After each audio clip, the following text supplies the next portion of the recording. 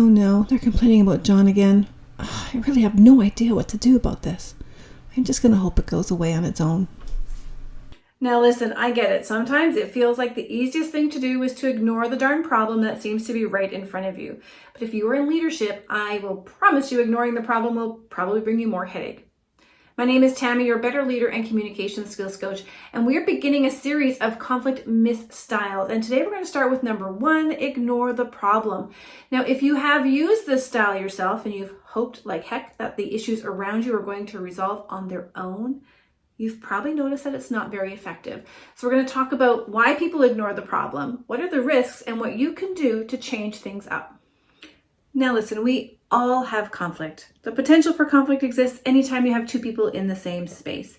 And sometimes it may feel like the easiest decision, the easiest pathway is to pretend you didn't hear it, or hear it and then not do anything about it, or hope like heck somebody else is going to do something about it. And we've been talking for years about what our conflict styles are, but ignoring isn't really a style. It's a misstyle. It's a myth that ignoring the problem is going to get you to resolution. Now, I will say as a quick caveat, sometimes picking your battles is important, but that's not ignoring the problem. That's actively choosing to not make it an issue for you in your life.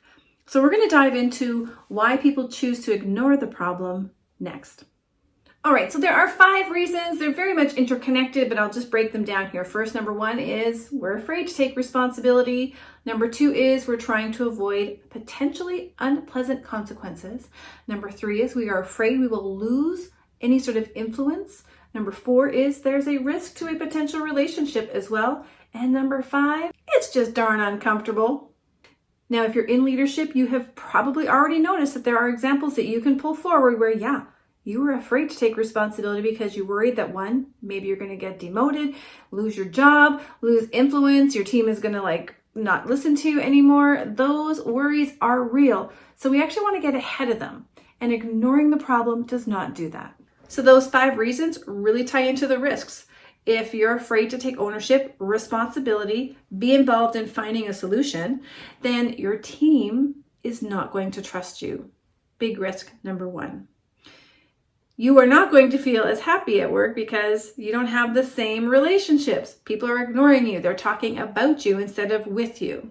So if your team is afraid to bring to you their issues and their challenges and their problems, you're not going to be able to make a complete decision. You're lacking information. You're in a knowledge deficit, and your leadership decisions will reflect that. So how do we work with someone who's ignoring the problem? Potentially you have a boss and you've brought to them some issues about John. And I'm sorry, I'm just going to pick John as a random name. It is not reflective of any of my clients or anybody I've worked with in the past. But let's say you've gone to your leader and you said, hey, listen, I can't work with John. I need to be put over onto that team. And they may just say yes or no. Okay, awesome. They move you, they don't move you. Guess what? The problem with John still exists. John is still a dick. John is still an abrasive leader. John doesn't know any better because he hasn't had the information. As a leader, when somebody brings that to you, rather than just say yes or no, or send them back to John, go talk with John with your problems, ask them open-ended questions. What behaviors would you like to see in a different supervisor if I were to move you? Helps you identify a better fit for them. What is it that you're seeing in John that is making it difficult for you to work with him? Helps you identify how to support John. This information as a leader is critical to help decrease any further incidents of workplace bullying, toxic behaviors, offensive behaviors, teams that are gossiping and coming against each other and butting. We need to solve the problems, and if we don't ask, we don't get the information.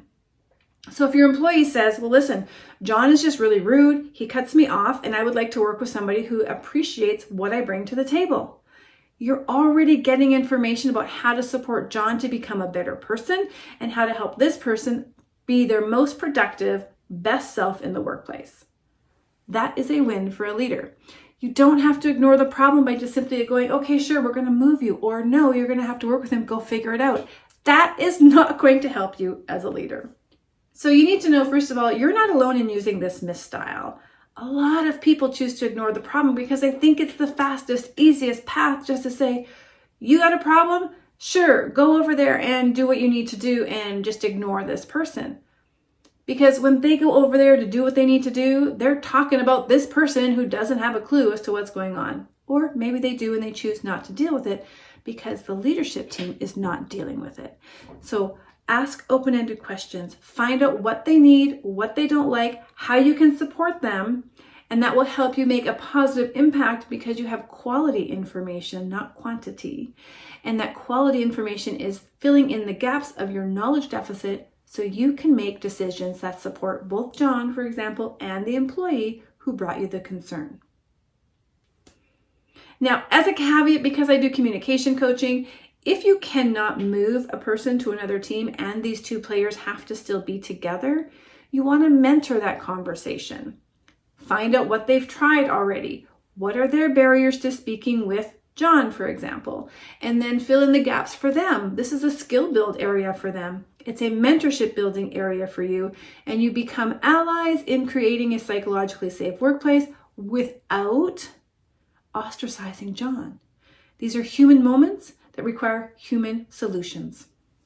So as you can see, ignoring the problem actually just creates more problems. So rather than choose that misstyle, why not step into that positive impact leader moment, mentor, get curious, get the information so you can actually come up with a solution and a resolution that both supports the employees, your leadership, and the organization. Make sure you subscribe and follow for more and drop your comments below. I do respond to them personally. I read them all, and I'd love to hear what you think in terms of ignoring the problem. Share your examples. I'll give you some tips. Share your strategies. Help make a stronger community.